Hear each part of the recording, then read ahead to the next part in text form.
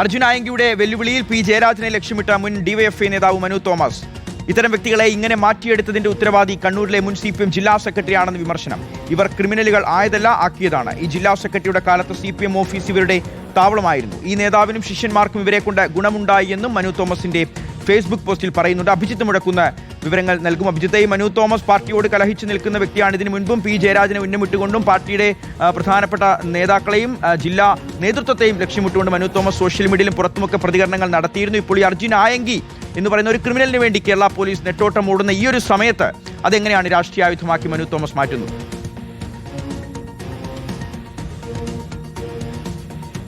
Shihas, Manu Thomas എങ്ങനെയാണ് പാർട്ടിയിൽ നിന്ന് പുറത്തുപോയത് എന്ന് നമുക്കറിയാം. സ്വർണ്ണക്കടത്തുമായി ബന്ധപ്പെട്ട് CPM നേതൃത്വത്തിനെതിരെ, പ്രത്യേകിച്ച് പി ജയരാജനെതിരെ അതിരൂക്ഷ വിമർശനമായിരുന്നു നേരത്തെ പാർട്ടിയിൽ ഉണ്ടാകുമ്പോൾ തന്നെ മനു തോമസ് നടത്തിയത്. അതിനു പിന്നാലെ മനു തോമസ് പാർട്ടിയിൽ നിന്ന് പുറത്തു പോകുന്നു. എന്നിട്ടും ഈ രീതിയിലുള്ള വിമർശനങ്ങളൊക്കെ ഓരോ ഘട്ടങ്ങളിലായി മനു തോമസ് ഉന്നയിച്ചിരുന്നു. നിലവിൽ ഇപ്പോൾ അർജുൻ ആയങ്കിയുമായി ബന്ധപ്പെട്ടുള്ള വിഷയം അത് കത്തി നിൽക്കുമ്പോഴാണ്, അർജുൻ ആയങ്കിക്ക് വേണ്ടി ഷിഹാസ് സൂചിപ്പിച്ചതുപോലെ കേരള പോലീസ് നെട്ടോട്ടം ഓടുമ്പോഴാണ് വീണ്ടും പാർട്ടിക്കെതിരെ പി ജയരാജനെ ലക്ഷ്യമിട്ടുകൊണ്ടുള്ള ഒരു ഫേസ്ബുക്ക് കുറിപ്പ് മനു തോമസിൽ നിന്നുണ്ടാകുന്നത്.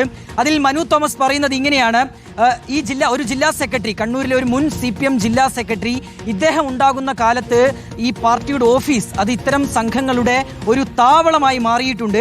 ഇങ്ങനെയുള്ള വ്യക്തികളെ ആ രീതിയിലാക്കി മാറ്റിയെടുത്തതാണ്.